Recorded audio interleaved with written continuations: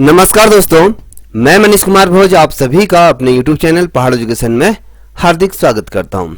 दोस्तों, मैं आज जो टॉपिक आप लोगों के बीच लेके उपस्थित हुआ हूं वो सहायक अध्यापक LT भर्ती का जो प्रथम पेपर है उसका एक महत्वपूर्ण टॉपिक आज मैं जो बात करूंगा रिस्कनर साहब की आज हम बात करेंगे। तो यहां से आपका निश्चित रूप में क्वेश्चन पूछा जा सकता है। आज का जो हमारा जो टॉपिक है क्रिया प्रसूति का अधिगम सिद्धांत के बारे में हम बात करेंगे। ये जो सिद्धांत दिया गया था ये रिस्कनर साहब द्वारा इसको दिया गया था। ठीक है, कभी क्वेश्चन पूछा है कि क्रिया प्रसूति का जो सिद्धांत अधिगम क्या जो सिद्धांत दिया गया है वो किसके द्वारा दिया गया है, तो आपको ये पता होना है। इसके जो प्रतिपादक या इसके जो जन्मदाता के रूप में कहें BF रिस्कनर साहब हैं, इन्होंने इसका ये दिया था। और जो क्रिया प्रसूति का जो सिद्धांत था ये किस वर्ष से इन्होंने इसका प्रयोग किया था, तो आपको पता होना चाहिए ये 1938 में दिया था। और ये मूल रूप से जो कहाँ के निवासी हैं क्वेश्चन पूछा जाता है, तो ये जो निवासी हैं आपके अमेरिका के निवासी हैं। देखिए इन्होंने जो क्रिया प्रसूति का जो सिद्धांत दिया था, इन्होंने अपने जीवन में दो महत्वपूर्ण प्रयोग किए थे। जो प्रयोग किए गए थे वो आपके चूहे और कबूतर पे इन्होंने ये प्रयोग किया था। आप इस चीज़ को ध्यान में रखिएगा। देखिए जो इन्होंने कबूतर पर और साथ ही जो चूहे पर प्रयोग किया गया था, वो चूहे पर जो प्रयोग किया गया था 1938 पर ये प्रयोग किया गया था। यही प्रयोग आपकी प्रतियोगिता परीक्षाओं में पूछा जा सकता है। क्वेश्चन पूछा जाता है कि रिस्कनर साहब द्वारा चूहे पर किस वर्ष से ये प्रयोग किया गया था, तो जो चूहे पर जो प्रयोग किया गया था 1938 में ये वाला प्रयोग किया गया था। साथ ही वहीं देखेंगे तो कबूतर पर जो इन्होंने प्रयोग किया था 1943 में ये प्रयोग किया था। क्वेश्चन ये आपको पता होना चाहिए। अब अगर हम बात करें इनका जन्म की, अगर बात करें इनका जो जन्म हुआ था, आप यहाँ पर देख पा रहे हो रिस्कनर साहब हैं, तो 1904 से 1990 में इनका मृत्यु हुई थी। 1904 में पैदा हुए और 1990 में इनकी क्या होगी, मृत्यु होगी।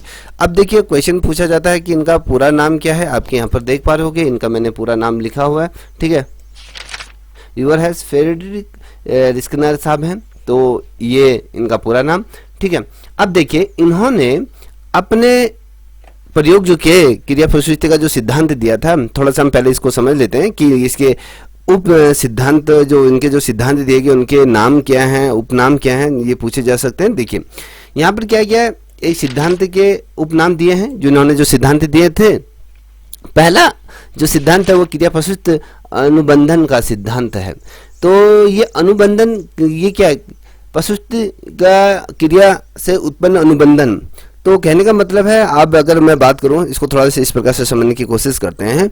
रिस्कनर साहब ने जब ये प्रयोग किया था चूहे पर, तो उन्होंने क्या करा, एक भूखे चूहे को, दुबला पतला सा ये चूहे को इन्होंने क्या करा, एक पिंजरे में बंद करा और उसमें चारों जिस प्रकार से थॉर्नडाइक साहब ने क्या किया था, आपको पता है कि उन्होंने भूखी बिल्ली, प्यासी बिल्ली को क्या करा था, एक बॉक्स में रखा था, बॉक्स में रखे सलाखों में उसके पीछे रखा था। तो उसमें क्रिया अनुबंधन का जो प्रयोग किया गया था कि जब वो क्रिया करेगी उसके बाद उसका पुनर्बलन होता था। वो जब वो क्रिया अपने हाथ पैर मारती थी तो उसको क्या मिलता, उसका लिवर दबता था, तो वो बाहर जाके जो उसका खाना रखा था मृत मछली को वो खाती थी। उसी प्रकार से इन्होंने भी अपना एक प्रयोग किया रिस्कनर साहब ने। इन्होंने क्या करा, एक भूखा प्यासा चूहा था और वो बहुत ही ज़्यादा दुबला पतला वो चूहा था, और मगर वो चूहा दुबला पतला था, मगर यहाँ पर क्या था, ये चूहा बहुत ज़्यादा दिमागदार चूहा था। जैसे प्रकार से टॉम एंड जेरी वाला नहीं होता है, तो उसी प्रकार से ये क्या था, बहुत ज़्यादा दिमागदार चूहा था। तो जब इसको पिंजरे में बंद करा तो ये छड़बड़ाने लगा, कभी इधर उधर इधर उधर कूदने लगा। देखिए क्रिया का जब क्रिया होती है, क्रिया किसी चीज़ के लिए की जाती है, या तो हम बाहर निकलने के लिए करते हैं या हम किसी चीज़ को पाने के लिए हम क्रिया करते हैं। तो यहाँ पर क्रिया प्रसूति अनुबंधन का अगर हम बात करें तो यहाँ पर जो अनुबंधन था, जो क्रिया से उत्पन्न अनुबंधन की हम बात करें, देखिए जिस प्रकार से चूहा उसमें जो पिंजड़े में इधर उधर इधर उधर हाथ पटक रहा है, इधर उधर पड़ा है, तो अंततः क्या होता है, वो लिवर पे जैसे ही वो हाथ उसका पड़ता है तो वहां से क्या होता है, अनुबंधन वो होता है, मतलब उसकी कहने के आटे की वहां पर गोलियां मिलती हैं, वो उसको खाने लगता है। फिर वो दिमागदार चूहा था, उसने सोचा कि भैया मैं इतना उछल कूद क्यों करूं, इससे अच्छा तो मैं सीधे लिवर को दबाऊं और उसके बाद क्या मुझे वो खाना मिल जाए। तो इस कंडीशन में क्या होता है, जब भी उसे भूख लगे तो वो क्या करे, जो क्रिया के तौर पर वो क्या करे, उस लिवर को दबाए और वहां से उसे भोजन मिल जाए। तो ये जो चीजें थी, तो इसमें आप इस प्रकार से समझिए कि आपका बच्चा जब विद्यालय में जाता है, जो क्रिया करता है, क्रिया करने के बाद उसको जो अनुबंधन अनुबंधन के तौर पर जो उनकी जो मैडम होती हैं उसको जब गुड़ देती है, तो बच्चा बहुत ज़्यादा प्रफुल्लित होता है। या फिर उसके गाल पर मैडम क्या करती हैं, आजकल स्माइली चिन्ह लगा देती हैं, तो बच्चा बहुत ज़्यादा खुश होते हुए घर आता है ना, बेड पर डांस करने लग जाता है, खूब मस्ती के साथ रहे। तो कहता है कि मैम मम्मी आज मुझे तो मैडम ने सभी के सामने गुड करा, मुझे पुच्ची भी करी। तो ये क्या होता है, बच्चों के अंदर एक जिज्ञासा पैदा की जाती है कि अगर मैं इस प्रकार से चीज़ें करूँगा तो मैडम मेरे को और अच्छी तरीके से इस प्रकार से ट्रीट करेगी और मुझे ज़्यादा शाबाशी देगी। तो हर माँ बाप क्या चाहता है कि उनका जो बच्चा है वो और से अच्छे वो बेहतर वो कार्य करे, चीज़ों को समझे और क्रिया करे। क्रिया के अनुपाल उसे जो अनुबंधन का जो सिद्धांत की जब हम बात करें, क्रिया से उत्पन्न जब वो क्रिया करेगा उससे जो उत्पन्न होने वाले जो भाव हैं तो अनुबंधन के रूप में उसके सामने आते हैं। तो वो चीज़ें सीखने में क्या होता है और ज़्यादा प्रबल होना शुरू हो जाता है। तो यहाँ पर जो सिद्धांत है क्रिया प्रस्तुत का जो अनुबंधन का जो सिद्धांत दिया, जिसके हम कहते हैं कि इसमें क्रिया अनुबंधन का यहाँ पर सिद्धांत, इसमें क्या होता है, जैसे मान लीजिए अनुबंधन की अगर हम बात करते हैं तो इसमें दो चीज़ों के बीच इसमें बॉन्ड होता है। देखिए दो चीज़ों के बीच बॉन्ड होता है। मान लीजिए कभी आपके टीचर ने आपको आपके घर बुलाया, तो आपसे कहा कि मेरे घर आना शाम को, तो उसमें क्या हुआ, आपका दोस्त भी आपके साथ चला गया। तो आपके दोस्त के और आपके बीच बहुत ज़्यादा बॉन्ड है, मतलब कि उसके घनिष्ठता की वो मित्र है, मगर आपका दोस्त वो अंदर गया और जो आपका दोस्त है वो बाहर ही खड़ा रहा। आप अंदर गए, वो बाहर खड़ा। तो क्यों, वो आपके साथ उसका इतना शानदार कोऑर्डिनेशन बना हुआ है, इतना शानदार उसमें क्या बना, आप दोनों के बीच इतना बॉन्ड बना है कि ये चीज़ को इस प्रकार से दर्शाया जा सकता है। ठीक है, अब यहाँ पर संज्ञानात्मक और अनुबंधन का सिद्धांत है, ये जो किसने दिया है, ये रिस्किन साहब ने दिया है। और देखिए ये उत्सर्जित अनुबंधन ये किसने दिया है, ये भी रिस्किन साहब ने दिया है। देखिए जो ये है आरएस का सिद्धांत, जो आरएस का जो सिद्धांत दिया है, कभी क्वेश्चन पूछा है, यही क्वेश्चन सारथी रूप में पूछा जाए, रिस्किन साहब ने ये दिया है। और क्रिया अनुबंधन का सिद्धांत, सक्रिय अनुबंधन का जो सिद्धांत दिया गया है, ये भी रिस्किन साहब ने दिया है। और नैमित्तिक अनुबंधन होता है एक, ठीक है, ये नैमित्तिक अनुबंधन का जो सिद्धांत भी जो दिया गया है, ये किसने दिया है, ये रिस्किन साहब ने। अब नैमित्तित्व का जो अर्थ होता है इसको समझने की कोशिश करते हैं। यहाँ पर देखिए लीवर दबाने की अनुक्रिया और भोजन प्राप्त करने का नियमित ये है। मान लीजिए चूहे को पता है कि मुझे अगर लीवर दबाना है तो लीवर दबाते ही मुझे भोजन प्राप्त होता है, उसे नैमित्तिक कहा जाता है। और नैमित्तिक जो अनुबंधन इसी को क्या है, निमित्तिक, इसको शब्द भी कहा जाता है, निमित्तिक बोला जाता है, वैसे नैमित्तिक तत्व होता है। तो इसलिए इस प्रकार के जो सीखने की क्रिया है अधिगम को हम क्या कहते हैं, नैमित्तित्व या अनुबंधन ये कहा जाता है। देखिए जब हम किसी कार्य को करते हैं तो हम किसी कार्य को तब करते हैं जब हमें पता चलता है कि इसके एवज में हमें कुछ ना कुछ प्राप्त होगा। तो इस क्रिया विशेष को अगर हम कहें, जो ये क्रिया के लिए हम जो कर रहे हैं, तो उसको नैमित्तिक अनुबंधन इसे कहा जाता है, याद रखिएगा। ठीक है, बहुत ज़्यादा महत्वपूर्ण है, इसे आप नोट डाउन करते हुए चलिएगा। ठीक है, जिस बच्चे को इसकी पीडीएफ चाहिए होगी तो वो मुझसे संपर्क कर सकता है, मुझे फ़ोन करके मैं उसको प्रोवाइड करा दूँगा। अब क्रियात्मक प्रतिबंधिता का सिद्धांत, ये जो दिया गया है, ये भी आपके स्किनर साहब ने दिया। अब देखिए नौवा जो सिद्धांत दिया है व्यवहारिक सिद्धांत। व्यवहारिक जो सिद्धांत कभी पूछा जाता है कि निम्नलिखित में से किस वैज्ञानिक ने व्यवहारिकता का जो सिद्धांत दिया है वो स्किनर साहब ने दिया है। देखिए अब यहाँ पर थोड़ा सा समझने वाली बात यह है, ठीक है, क्वेश्चन क्या बनता है, यह सिद्धांत जो था, इनका जो सिद्धांत है थॉर्नडाइक के प्रभाव के नियम पर आधारित है। जिस प्रकार से जो थॉर्नडाइक जी का जो सिद्धांत था उसी बेस पर आपके रिस्किनर साहब का भी क्या था, वो सिद्धांत आधारित था, क्योंकि उन्होंने भूखी बिल्ली को पिंजड़े में बंद किया था। तो यहाँ पर उसके विपरीत जो रिस्किनर साहब थे उन्होंने भी क्या करा, एक भूखे चूहे को, जो दुबला पतला चूहा मगर वो दिमागदार वो चूहा था, ठीक है। तो हमेशा जो भी प्रयोग होते हैं वो बेजुबान जानवरों पर ही किया जाता है, चाहे साइंस के क्षेत्र में देखिए, चाहे वो चूहा हो, बंदर हो, गाय हो, बकरी हो, तो इन पर ही सारथी रूप में किया जाता है, प्रयोग किया जाता है, ठीक है। इनके क्रिया प्रस्तुति के आधार पर, उसके अनुबंधन के आधार पर, नैमित्तिकता के आधार पर जो परिणाम हमें मिलते हैं उसको हम किस में अप्लाई करते हैं, जो हमारे मनुष्य है हम उनके व्यवहार, उनके क्रियात्मक चीजों पर हम क्या करते हैं, उससे अनुभव प्राप्त करते हैं कि हाँ ये चीज इस प्रकार से हो रही। जैसे मैंने आपसे पूर्व में कहा कि हमारा जो अनुबंधन होता है वो क्रियात्मक अनुबंधन कब होता, जब हमने कहा कि जब बच्चा है, आपका बच्चा, मान लीजिए आप लोगों को ही सोच लीजिए, आप लोग अभी एलटी की प्रिपरेशन कर रहे हो, तो एलटी की प्रिपरेशन करने के बाद जब आपका रिजल्ट निकलता है तो आप बहुत ही ज़्यादा फूले नहीं समाते हो, आप डांस करने ज़्यादा खुशी में डांस करने लगते हो और अपने मम्मी पापा को गले लगाते हो और अपने बच्चों के साथ बड़े ही प्यार से मज़े करते हो। तो ये जो क्रिया अनुबंधन का जो सिद्धांत था, इसमें क्या है, आपने क्रिया क्या, उसके अनुबंधन के सिद्धांत का ये क्या करता है, पालन करता है। इस चीज को ध्यान में रखिएगा। अब यहाँ पर देखिए, इस सिद्धांत में उद्दीपक नहीं है, किसमें, जो थॉर्नडाइक द्वारा जो प्रयोग किया गया था उसमें क्या था, प्रभाव का नियम पर आधारित था, और इस सिद्धांत में उद्दीपक नहीं है, सिर्फ अनुक्रिया। इसमें उद्दीपक के रूप में कुछ नहीं है, जैसे कि हमें किसी चीज को करने के बाद हमें चीजें प्राप्त होती है, हमें सीधे कोई चीज तत्काल मिल जाए, ये नहीं है कि हमें जब इसमें हम क्रिया करेंगे, क्रिया करने के बाद हमें उस चीज का क्या हो रहा है, फल प्राप्त हो रहा है। तो ये क्रिया अनुबंधन का सिद्धांत है, ना कि उद्दीपन का सिद्धांत है। ठीक है, अब देखते हैं कि जो स्किनर साहब ने जो चूहे पर किस प्रकार से यहाँ पर प्रयोग किया गया था, यहाँ पर देख पा रहे होंगे। ठीक है, अब यहाँ पर क्या है, एक बॉक्स रखा है, देख पा रहे होगे बॉक्स रखा है, तो इसके अंदर अगर चूहा रखा है तो यहाँ पर आप देखोगे तो चूहे के लिए यहाँ पर क्या है, आपके जो प्लेट में जो भोजन रखा है, जैसे वो लीवर को दबाता है तो जो यहाँ पर एक ये जो आपका प्लेट देख रहे होगे, तो जैसे इस लीवर पर वो हाथ मारता है तो यहाँ से जो आटे की गोलियाँ हैं तो ये निकल के ये जो यहाँ पर से अंदर इसकी क्या हो, ये लीवर दबाता है तो यहाँ से जो आटे की गोलियाँ हैं यहाँ से निकल के इसके समक्ष मिल जाते हैं। तो कहने का मतलब है कि जब ये क्रिया करता है, उसके बाद जो क्रिया प्रसूति का जो हमने कहा कि जो नियम है, तो उसको जब करता है तो उसके बाद इसको क्या मिल जाता है, यहाँ पर भोजन मिल जाता है। अब ये चूहा क्या करता है, अब बार बार जब इसको भूख लगती है, जब क्रिया, इसको जब क्रिया कब करनी पड़ती है, जब इसको भूख लगती है, तो जब क्रिया करती है, क्रिया करनी होती है तो इसको लीवर को दबाता है, तब जाके इसको ये भोजन मिल जाता है। तो जब कहते हैं कि जब आप क्रिया नहीं करोगे तो पुनर्बलन का सिद्धांत क्या होता है, उसका प्रभाव कम होना शुरू हो जाता है। तो बच्चे को हम रोज क्या करते हैं, बेटा तू ये करेगा तो हम इसको ये देंगे, तो बच्चे को हम लालच देते हैं। उसी प्रकार से यहाँ पर चूहे को भी क्या मिल रहा है, लालच मिल रहा है, जिससे कि वो जो रखी हुई जो गोलियां हैं, वो गोलियां उसके पास क्या, जो उसके प्लेट में जो रखा चीज है तो उसको मिल जा रहा है।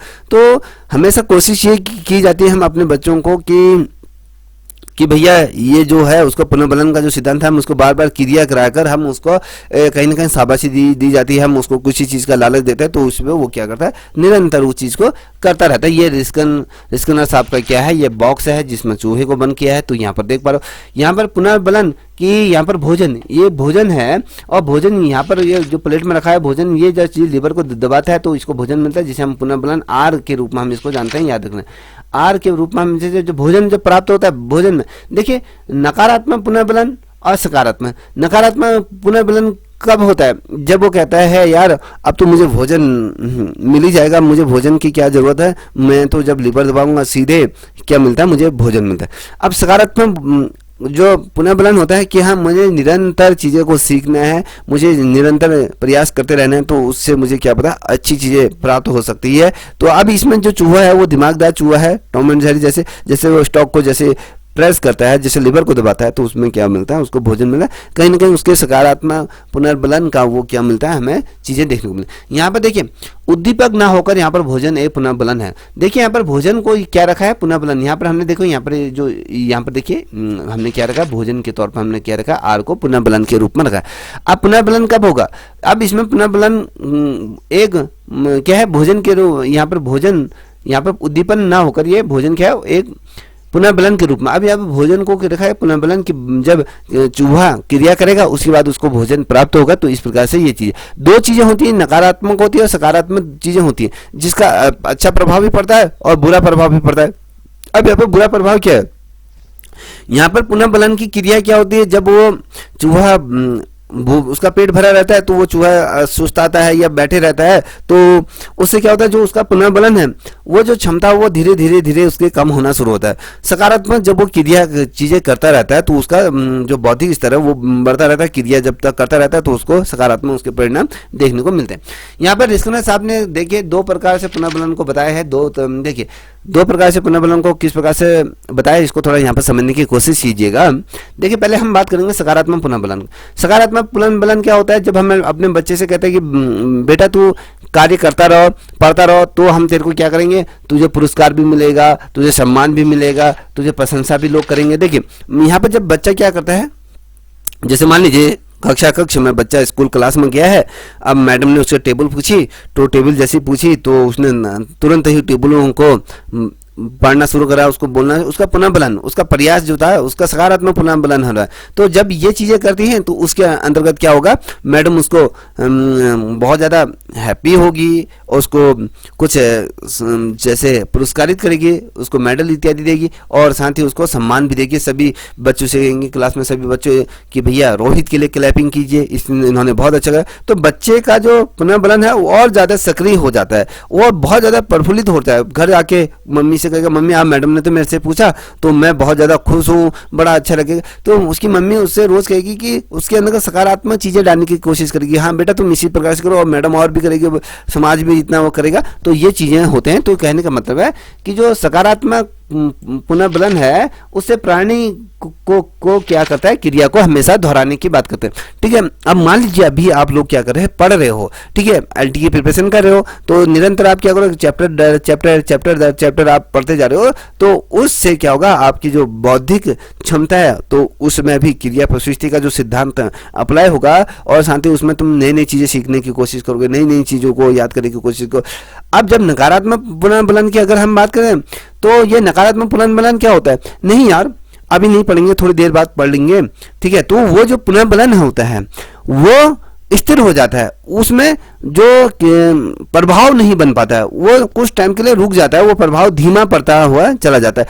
अब प्रभाव निरंतरता उसमें धीमापन नहीं आएगा तो वो सकारात्मक होता है। जब नकारात्मक पुनर्बलन की हम जब बात करते हैं तो उसमें क्या होता है, उसमें कुछ ये जो पुनर्बलन होता है वो स्थायी तौर पे थोड़ा स्थिर होना शुरू हो जाता है, उसमें उसकी गति धीमी होनी शुरू हो जाती है। तो इसमें ये नकारात्मक पुनर्बलन के अंतर्गत ये आता है। ठीक है, इसमें क्या है, यहाँ पर दंड, अगर नकारात्मक, मान लीजिए कक्षा में अगर बच्चा ढंग से नहीं करे तो उसको ये डर हो कि अगर मैं कुछ गलत करूंगा तो वहाँ पर मुझे दंड दिया जाएगा, उसके अंदर उस चीज़ का भय भी पैदा होगा और उसको शौक, जैसे शौक लगना, भैया मान लीजिए तुम लोगों ने नहीं पढ़ा है, मान लीजिए इसमें क्या होगा, अगर आपने एलटी की प्रिपरेशन नहीं करेगा, सकारात्मक पुनर्बलन के आधार पर अगर चलते हैं तो निश्चित रूप में सिलेक्शन होगा। नकारात्मक पुनर्बलन के आधार पर चलते हो मगर आप 2 नंबर से रुक गए, 10 नंबर से रुक गए या 0.5 नंबर से रुक गए, तो उस समय आपको शौक लग जाए, ओह माय गॉड मुझे क्या हो गया, मैंने तो पढ़ा था मेरा नहीं हो पा रहा। ये चीज़ें तुम्हारे दिमाग में, फिर आप शोकाकुल अवस्था में चले जाओगे। ठीक है, शोकाकुल अवस्था में चले जाने से कुछ नहीं होगा, तुम्हारा ही नुकसान होगा।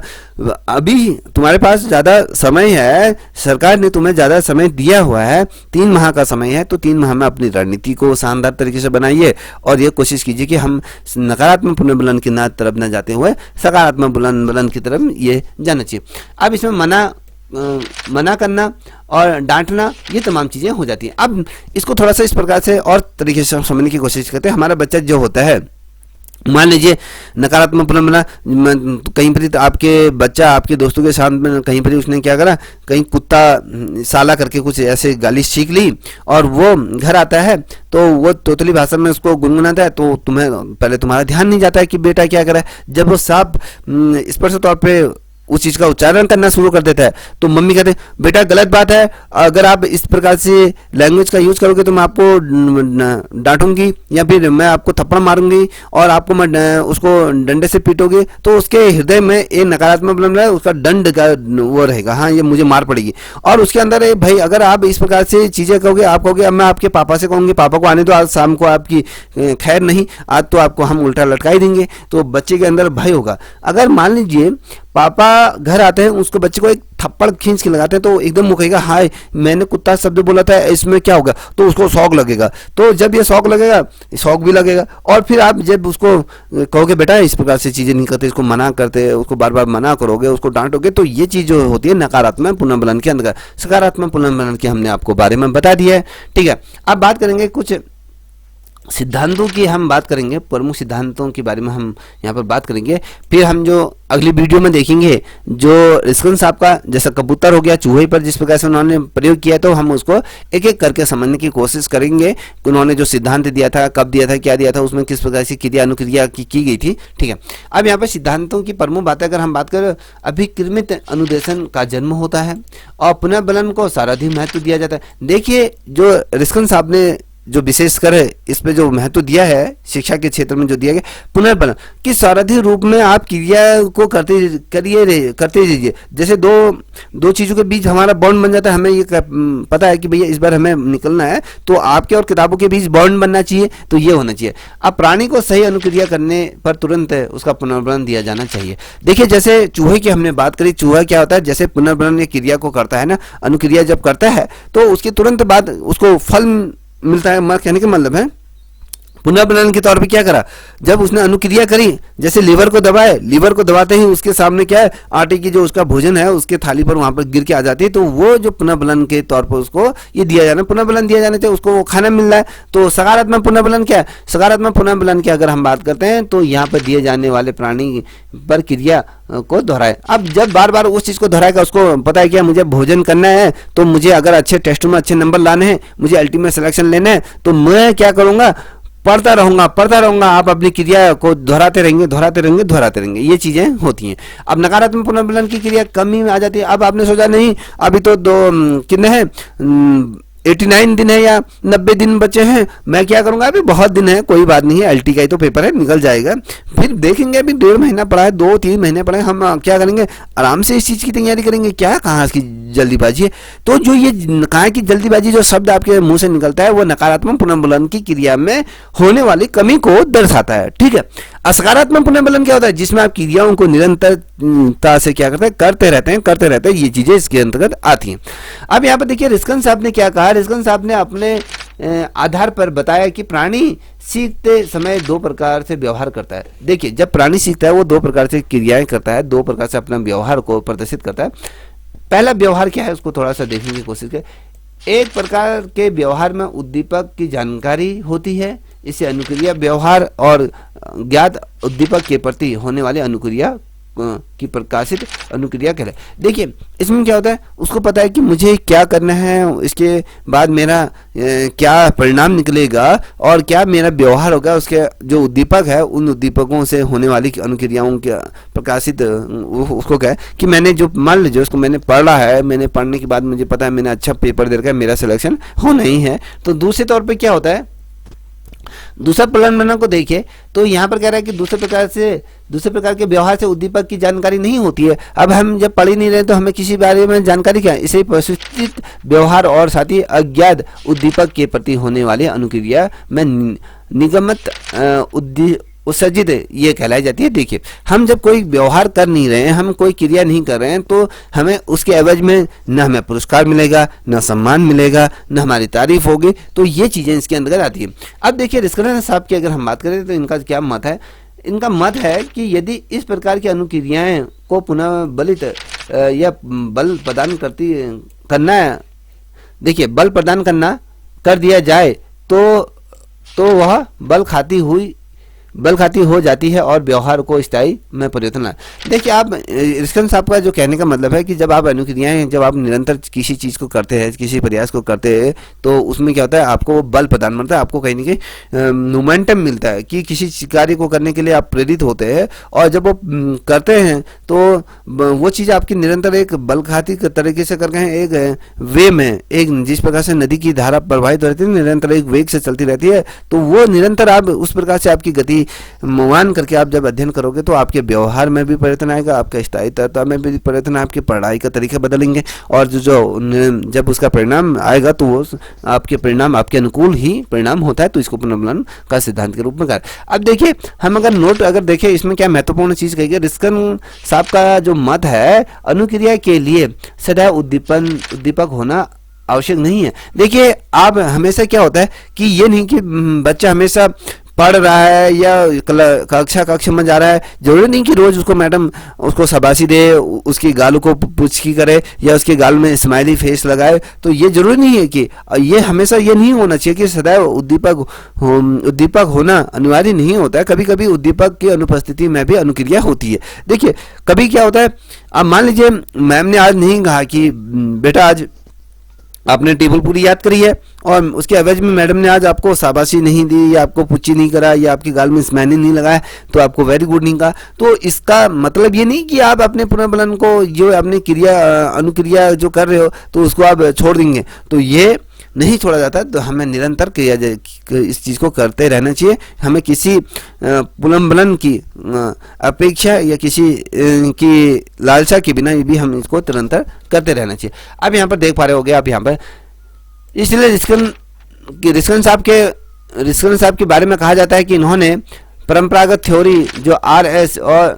आर एस यहाँ पर एस आर और एस आर में परिवर्तन किया है, जिसमें हम कहते हैं कि एक तरीके से हम कहते हैं जो पुनर्बलन में हम निरंतर सीखते हैं और नकारात्मक चीजें आते हैं तो इसके अंतर्गत दिया रखा।